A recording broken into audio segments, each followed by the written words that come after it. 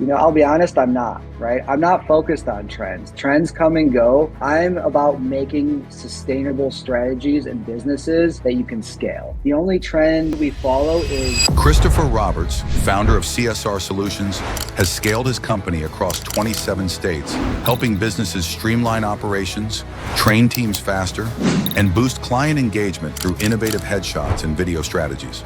so every 1 to 3 seconds, the scene's going to change. But my strategy is the same across every industry. We take your sales process and your sales cycle, we create videos that follow it. So as people are watching your videos, they're actually moving themselves down your funnel.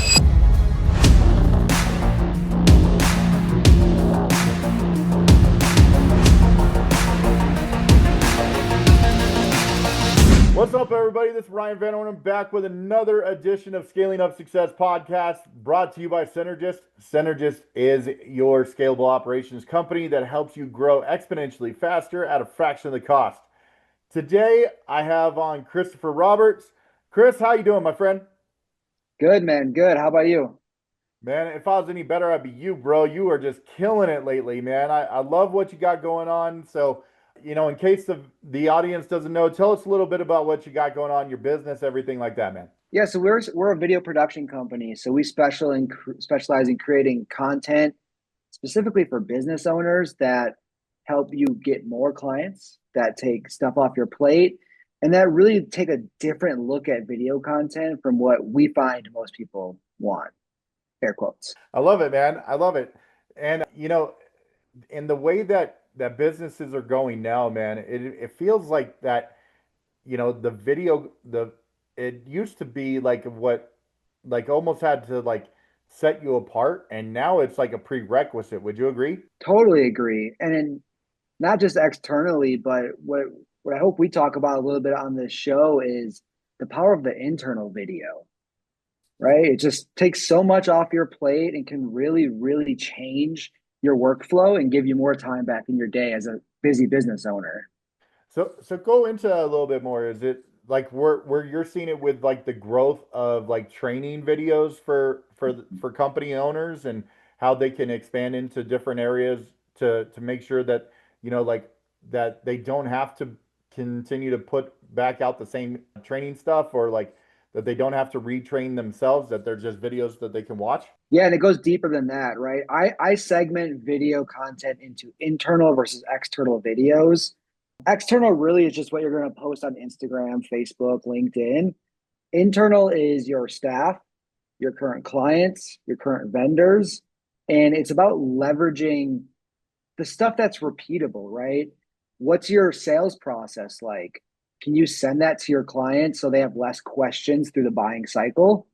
Can you record training sessions that let your onboarding be 80% faster? And now you're handling half the questions you did before, right? How to set up payroll is a great example. Just recording a quick video on how to do that saves your HR department how many questions, a month. And it's just these little micro things that can go out that really make an impact on your flow and let you focus on your superpower. Man, that's some knowledge that you're dropping on some people, man. Because a lot of people don't even think that way. They just say, "Well, I'm just going to keep training people myself," and like, instead of having something repeatable that's real easy to, hey, just watch this 5 minute video, and then it kind of gets people like really just streamline that whole process, right? Yeah. Awesome. Because coming out of that video, they're going to have less questions, less retrains.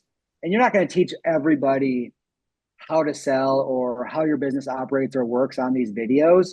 The goal is to get them 80% there. So now you just have to take that last 20% and really dive in.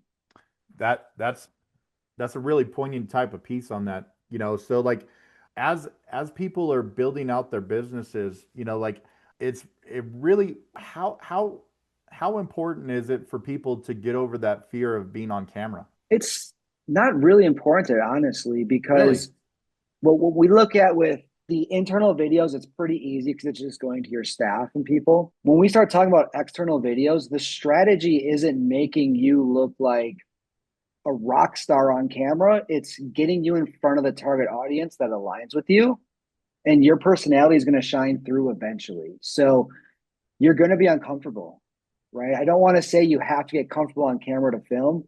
Be uncomfortable for the first year, 2 years, right? Gary Vaynerchuk talks about filming for 10, 15 years before he finally found a formula that worked for him. That's really powerful for people to understand it. I mean, some of the biggest, people in that space even had issues, of feeling comfortable in front of the camera. So, is there any tips that you can give people just to, maybe feel a little bit more, within themselves before they get online and, or just get in front of that camera? It's all about planning, right? A lot of the times we get nervous on camera because we don't really know exactly what we want to talk about, right? So some of that nerves is, am I going to sound unintelligent? Am I filming this right? Do I have the right script going down? And it's a lot of these things that add up in the back of your mind that create it, right? I tell people when I'm on set, my job is really just to make your personality come through. That's why I wear a t-shirt on set. We found wearing a suit on set scared the person on the other side of the camera. Interesting. So it's just once you have all that planning, right? Let's say we send you your topic list in advance, we send you your hooks, we send you your closing statements. Now you're going to come into that filming much more confident than the person who just flicks on the camera and starts going, "Hey guys, we're here today." Of course you're going to be nervous, right? You don't have a plan. So how do you work with the people that just say, screw it, I'm just gonna wing it? I just pull their metrics. The metrics don't lie. You're going to have a video that has 5 views, 1,000 views, 12 views, 400. It's going to be all over the place. Where I look at content on the external side, there's two types of content. There is the views or the social content, and then there's conversion content, right? To get 1 million views, we've done it over 100 times for our clients. It's a pretty simple strategy. All of these will help increase the odds, but there's no exact answer. You can throw a bunch of money at it. You can make yourself look like a fool and be a little goofy, or you can be genetically gifted. That's really the three things we find that help you go viral, which a very small percentage of us have. So instead, let's look at how we can use your videos to move your client through the sales process so they land in your inbox as a buyer. Looks don't matter, money doesn't matter. You don't have to look like a fool online. You're an expert, you're a professional, and you get deals done. I love that, man. So you're saying basically that I have a face for radio and I'm not genetically gifted enough to go viral. I got it, You're bro. tall. You have more genetics than I do. The tall helps. I'm 5'6" on a good day.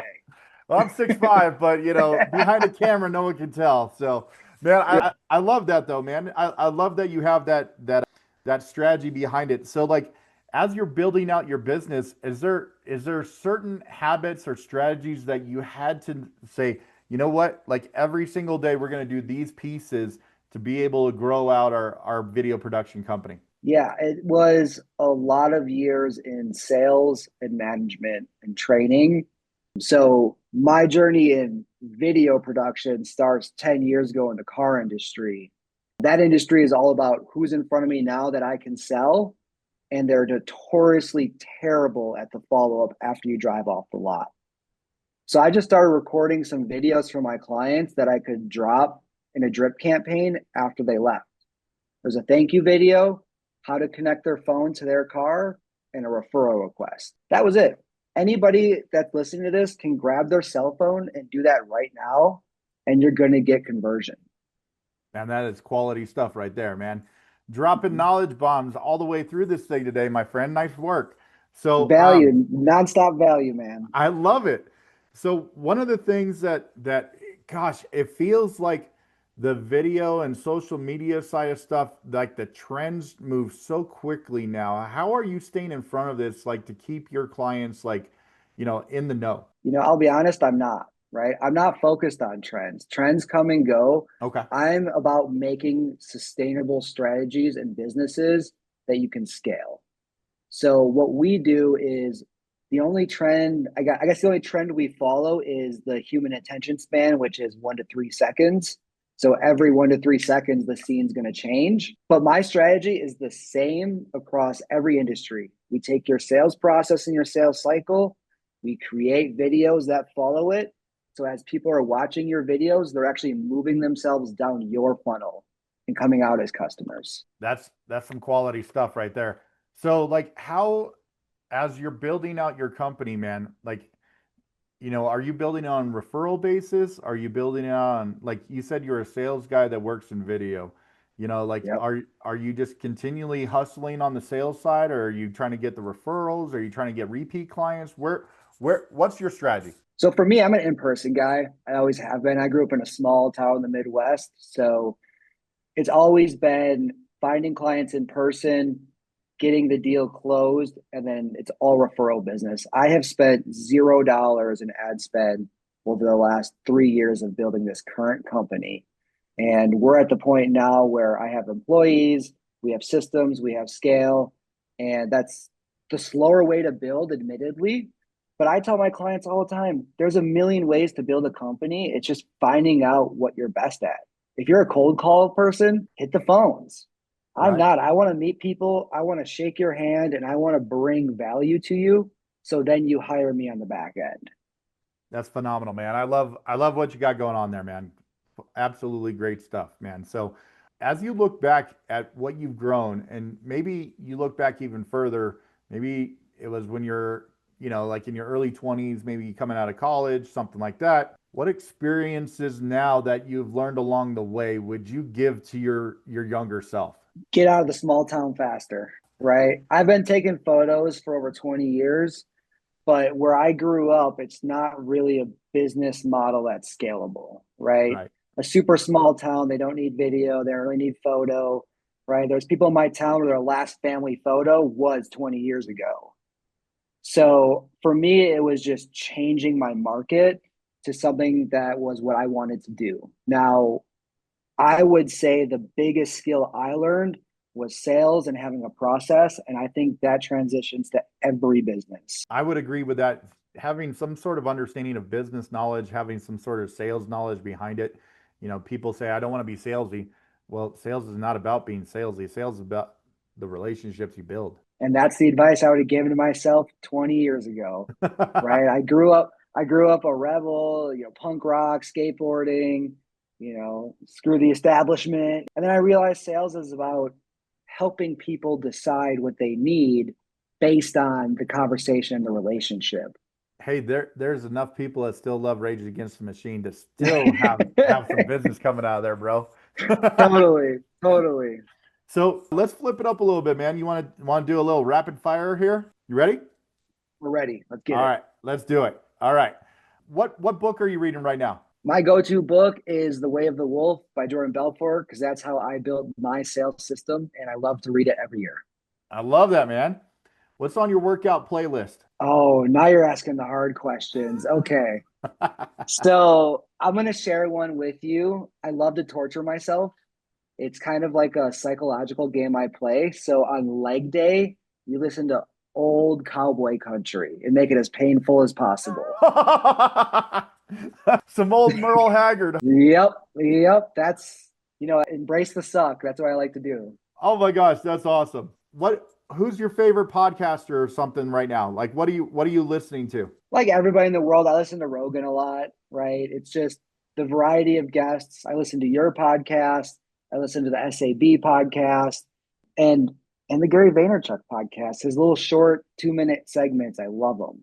Very cool, man. Very cool. What's your go-to cheat meal? Pizza, Pizza? Too easy. unlimited pizza. I got it, man.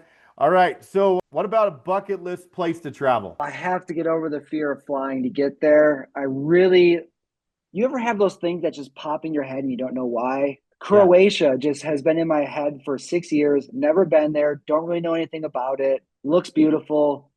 I want to go. I love it, man. There's some really cool lakes that are in Croatia that I've seen, man. They're just like, dude, that looks like something that AI created. It's insane. I want to go. I don't know much about it. It's just something that popped in my head and it won't go away. I just have to fly over the ocean, that's the hard part. There's a lot of unknowns and sharks and stuff down in that ocean, bro. Oh, I bet. All right, man. Well, that completes the rapid fire. We talked a little bit about, like, telling your former self something. Now, let's spin it ahead. what does it look like for you 5 years from now? Where's your business look like there? Well, we're currently in the process of like an acquisition right now. So I'm going to game plan it as if that doesn't happen and I'm still in the business. For me, at this point, we're at the level right now where it's just scale, right? So my goal has always been to be a international company. I first wanted to film in as many states as I could, and we've done about 27 different states.